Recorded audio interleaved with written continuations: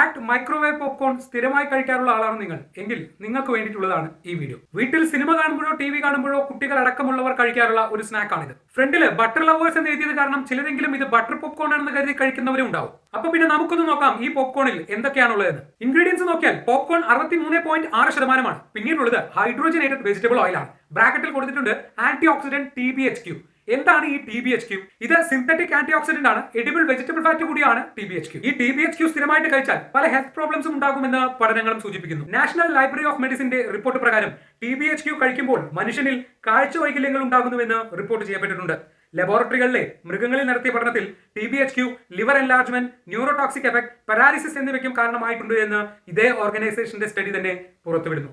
അല്ലെങ്കിൽ പോപ്കോൺ ഉണ്ടാക്കുമ്പോൾ എന്തിനാണ് വെജിറ്റബിൾ ഫാറ്റ്? അടുത്തത് സോൾട്ടും ആർട്ടിഫിഷ്യൽ ഫ്ലേവറുമാണ്. ഈ ഫ്ലേവർ ബട്ടറിന്റെ ആണ്. ഫ്രണ്ടിൽ ബട്ടർ ലവേഴ്സിന്റെ താഴെയായി ഫ്ലേവർ എന്ന് മെൻഷൻ ചെയ്തിട്ടുണ്ട്. ആ ഫ്ലേവർ ആണ് ഈ കൊടുത്തിരിക്കുന്നത്. ടേബിൾ ബട്ടർ ഇതിനകത്ത് അവർ ചേർത്തിട്ടുണ്ട്. പക്ഷേ അതിന്റെ ശതമാനമാണ് എന്നെ ഞെട്ടിച്ചത്. 0.03% മാത്രം. ഇനി ഈ പോപ്കോൺ ഉണ്ടാക്കുന്ന സമയത്ത് ബട്ടർ അടുത്തുകൂടെ കൊണ്ടുപോയപ്പോൾ എങ്ങാനും ഒരു തുള്ളി തെറിച്ചു വീണതാണോ? എന്തായാലും ഉണ്ടാക്കിയവനോട് തന്നെ ചോദിക്കണം. നോർമൽ പോപ്കോൺ കഴിക്കുന്നതുകൊണ്ട് ഒരു പ്രശ്നവുമില്ല. ഇനി ഈ വീഡിയോ കണ്ട് പോപ്കോൺ കഴിക്കുന്നതേ ഒഴിവാക്കാമെന്നും ചിന്തിക്കേണ്ട. ഇതുപോലുള്ള ഇൻസ്റ്റന്റ് പോപ്കോണുകളിൽ സിന്തറ്റിക് ആയിട്ടുള്ള ഇൻഗ്രീഡിയൻസ് ഉണ്ടാകും. അതുകൊണ്ട് സ്ഥിരമായി കഴിക്കാതിരിക്കുക, പ്രത്യേകിച്ച് കുട്ടികൾ. എപ്പോഴെങ്കിലും കഴിക്കുന്നതുകൊണ്ട് ഒരു പ്രശ്നമില്ല.